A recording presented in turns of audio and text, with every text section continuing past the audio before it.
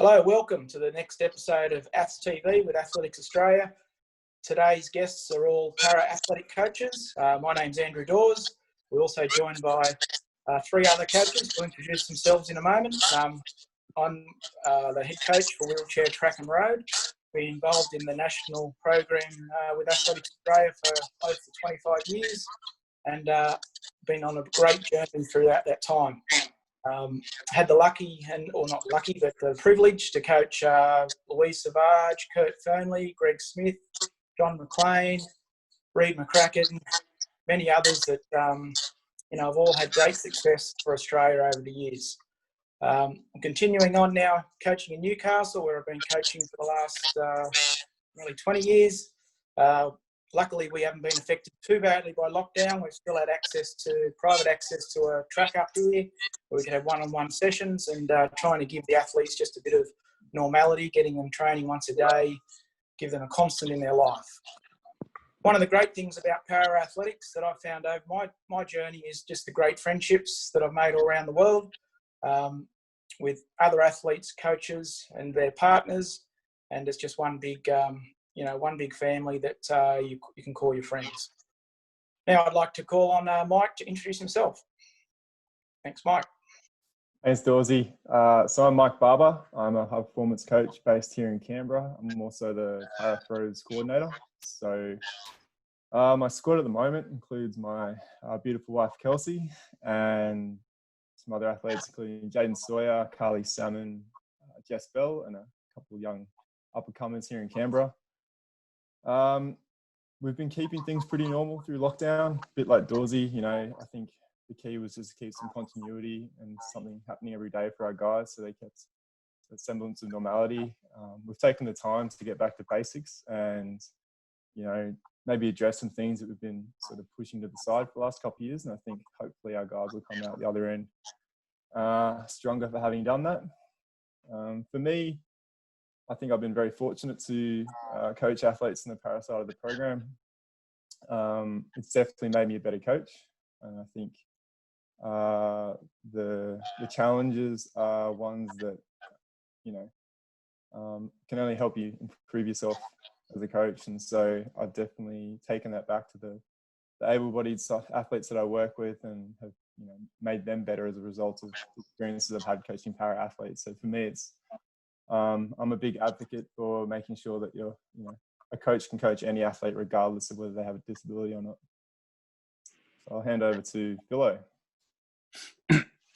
Thanks, Mike.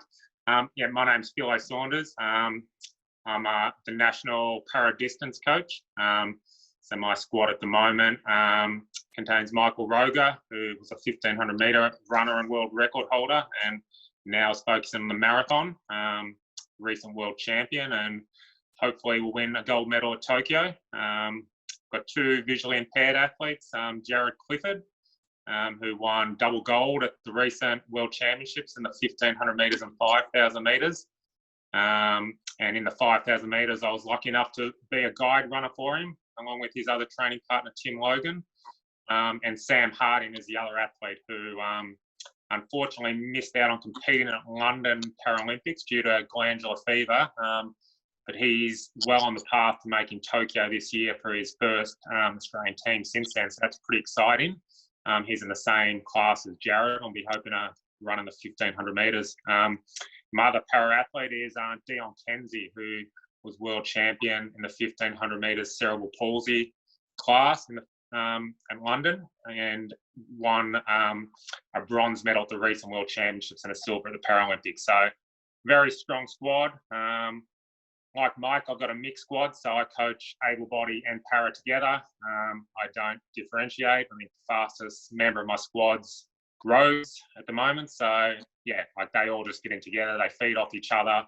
They get inspired by each other, and it works really well. So we'll go into a bit more on some of the questions of the differences, but our squad works really well together. I've been coaching since about 2009. My first para athlete was Michael in 2012, and I've been the team coach on every major team since then. So like you guys have said, it's been para athletes inspiring. You learn a lot. competition is just getting better and better. So yeah, it's great to be a part of the scene and try to inspire others to take up athletics. I'll hand over to Iryna now. Hi guys, my name is Iryna. For me, my surname is Dvoskina, for people who can't pronounce it. I'm coaching maybe longer than other guys. I'm originally from Ukraine, if maybe most of you know. I moved to Australia in 2003 when I got position at the AIS as the AIS athletics coach, and I since there. I'm still at the AIS and I'm coaching. My Australian athletes won 61 medals for Australia. When I'm telling this number, I all the time think, how I did that? But I did it.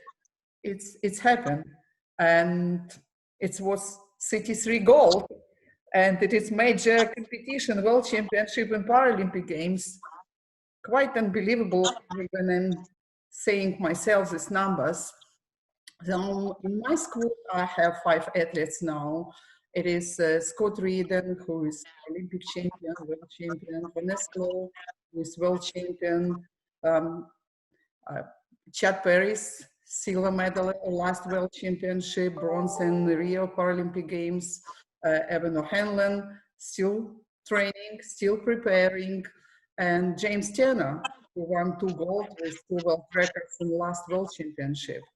Lockdown period actually, I think was good for me as a coach and for my athletes, because I have all the time so many ideas, it's buzzing in my head.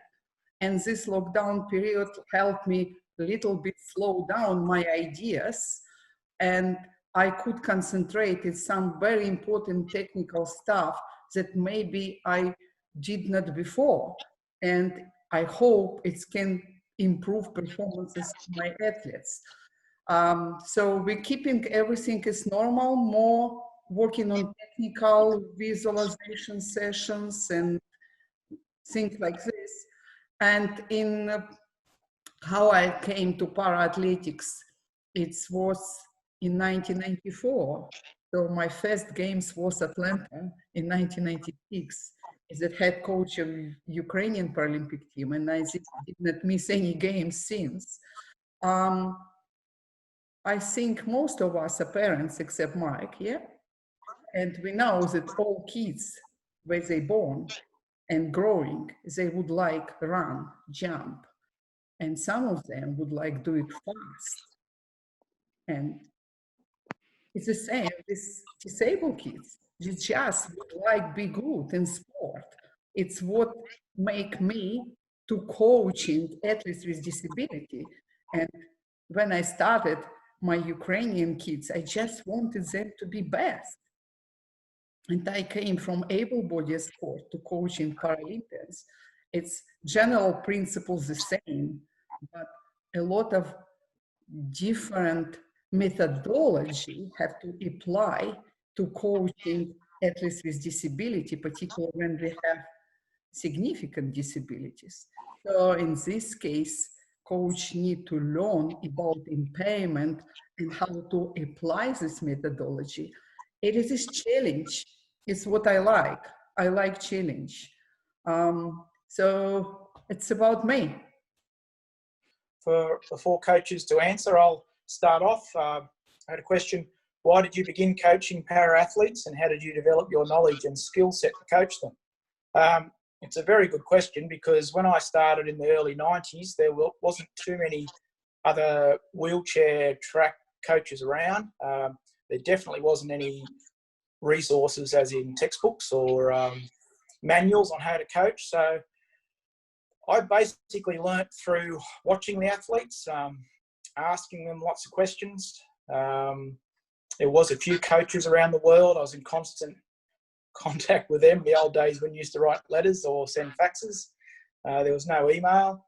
And I generally started, I was working in a state sporting organisation, organising local competitions, and I'd get all these athletes turning up to compete, and they were keen as mustard, but they weren't really training. And so I started putting in just a couple of weekly sessions down at they just built the warm-up track down at Homebush, and kids came from everywhere, young kids in wheelchairs from 8-year-old to 20-year-old, because they just were waiting for something to, they were always wanted to compete, but there was no competition, no training surrounded by them. So automatically had a squad of about 12, 14 athletes after the first day, and I just progressed from there.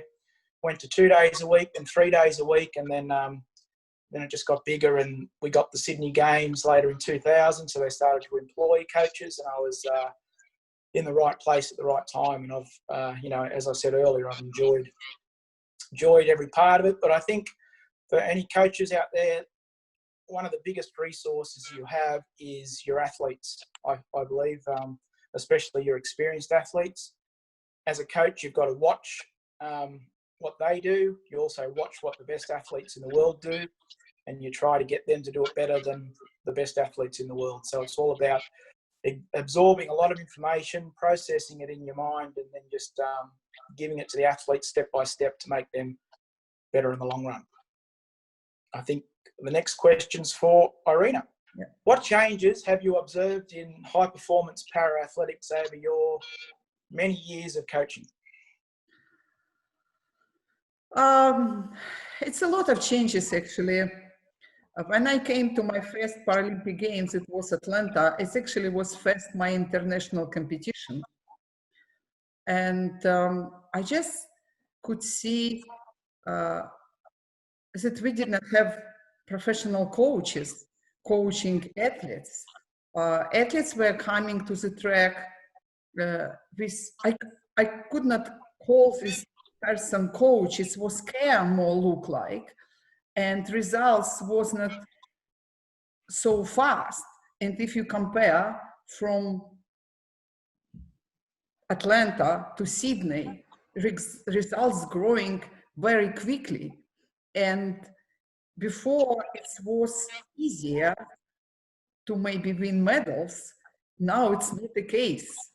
And our Paralympic movement growing rapidly, and the results growing, and it's became the professional high performance sport when athletes have to training very smart and to make the team. Not, it's the same like in able-bodied world maybe 20 or 30 years ago when everything was growing, and now we still on big rapidly grow in Paralympic world. It's how I can see. And all athletes and young athletes who would like to start training, they need to understand it, that it's taking a long time to do right, to make the team. I'm not talking about win medals, because we still have perception that it's easier in Paralympic sport to make the team or win medals. It's not the case anymore. It's what coaches who start coaching Paralympians and our future Paralympians need to understand, and parents as well. It is taking time. It's how I can see growth of high performance in Paralympics. Philo, next question for you is, what are the difference between coaching para-athletes to able-bodied athletes from your experience?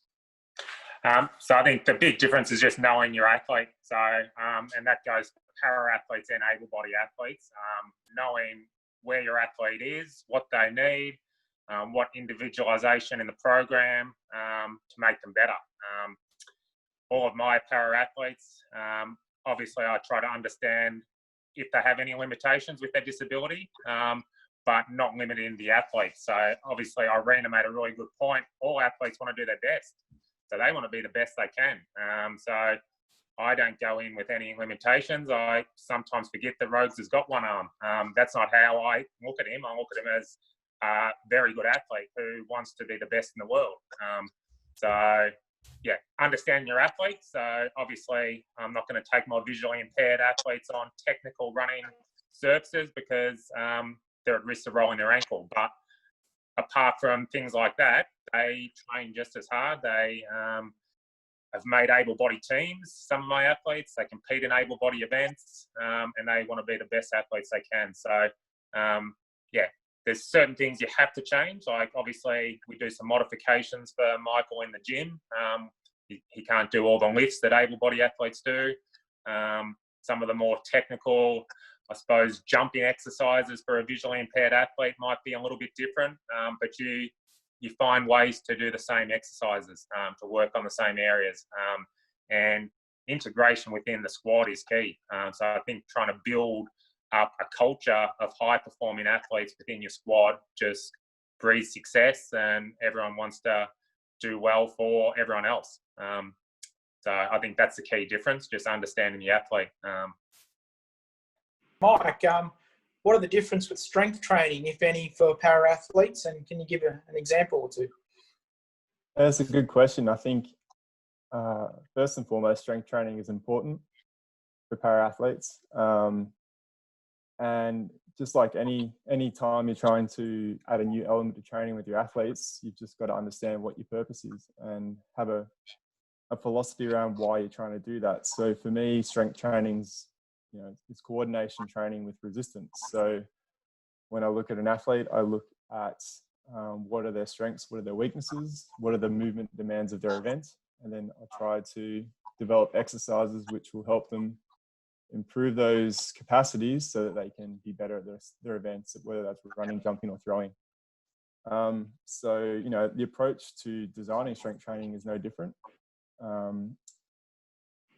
With your para athletes, sometimes their impairments are a lot more obvious and consistent.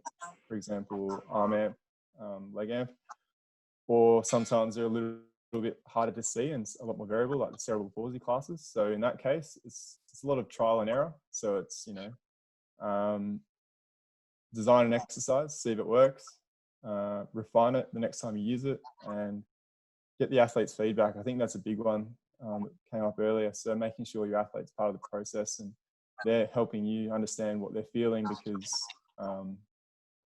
that's really important in trying to get the most out of it. So I think, you've got to be creative, and it's like anything with any athlete, regardless of whether they've got an impairment or not. You've still got to be able to design the best training for that athlete, rather than there's no magic bullet, there's no perfect exercises, and you just got to develop a plan based on what you've got in front of you. So but most importantly, strength training is very important, and all athletes need to be doing some form of it to make them better athletes. Great. Back to Iryna. What are the mental obstacles in coaching the best of the best? Do you think para-athletes are different in this matter?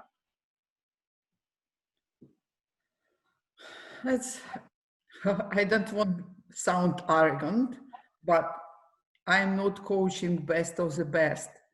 I am making them best.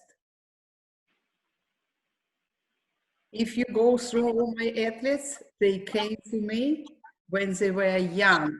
They weren't high-performance athletes. They were growing with me together. When Iryna Hanlon came to me, he was 16 years old, schoolboy who did not know a lot about para-athletics or any athletics.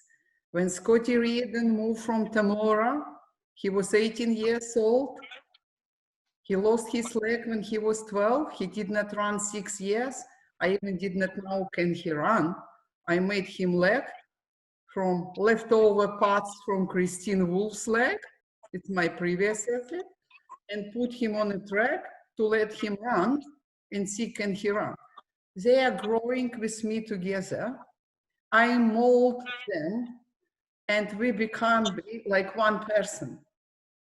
Sometimes I think that they're part of me and I'm part of them.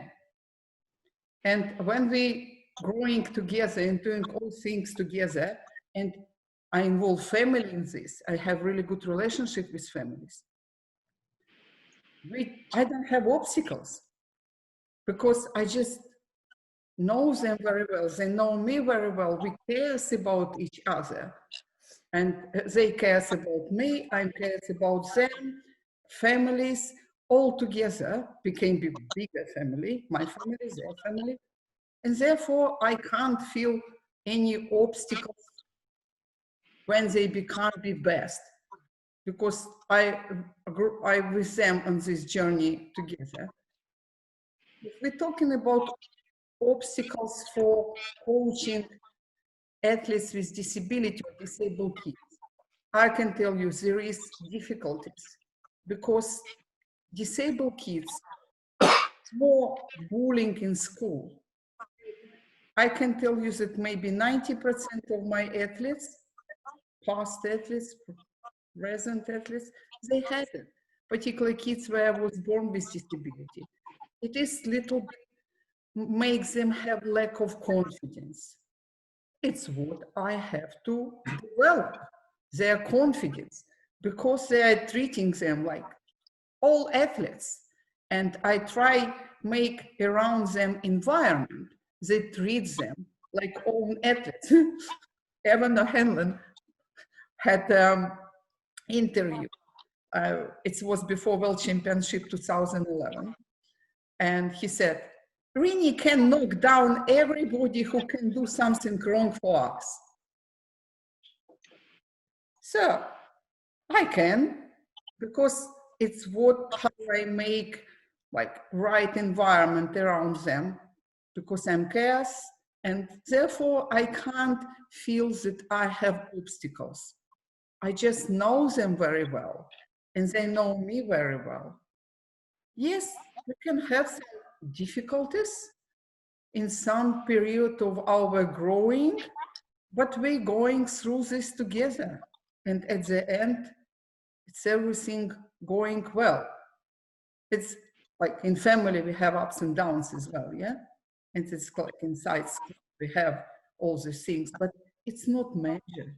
It's just small things. It's how I'm doing it. Each coach have a very different coaching philosophy. Is it coming to performance at the end? It's fine. Very good, thank you. Back to Mike. How has working with para-athletes impacted your coaching and your coaching knowledge? Thinking different to achieve the outcome. Yeah, I think I might have alluded to it at the start, but I think I definitely believe it's made me a better coach. I started working with Jaden in 2015, and that was still early days in my coaching career. I was still learning the event of javelin, and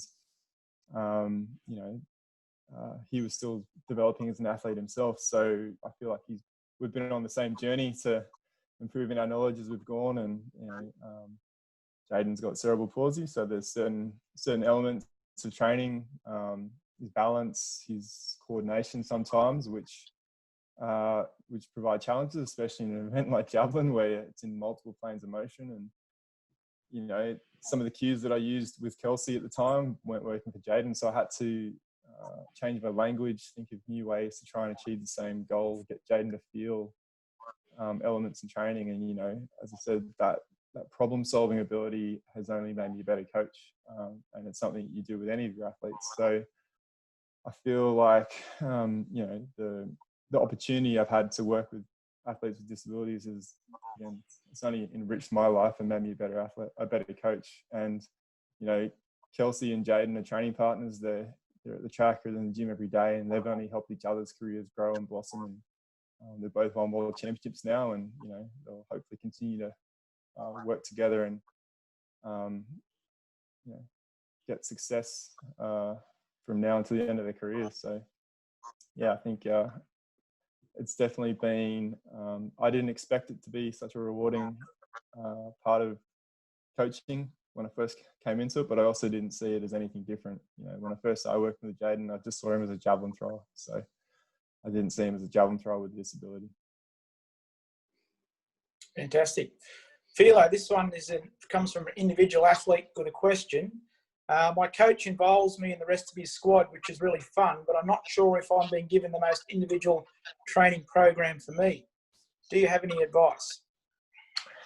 Yeah, that's a good question. obviously training needs to be fun. Like you want to fit in and look forward to going to training. But you also want to understand what you're getting out of training and not just doing a program that's set for an athlete who's different than you. So I think ask questions. I think the best thing is to try and develop that rapport and relationship with your coach so you can ask, what is this session targeting? Understand what it's doing, because that sort of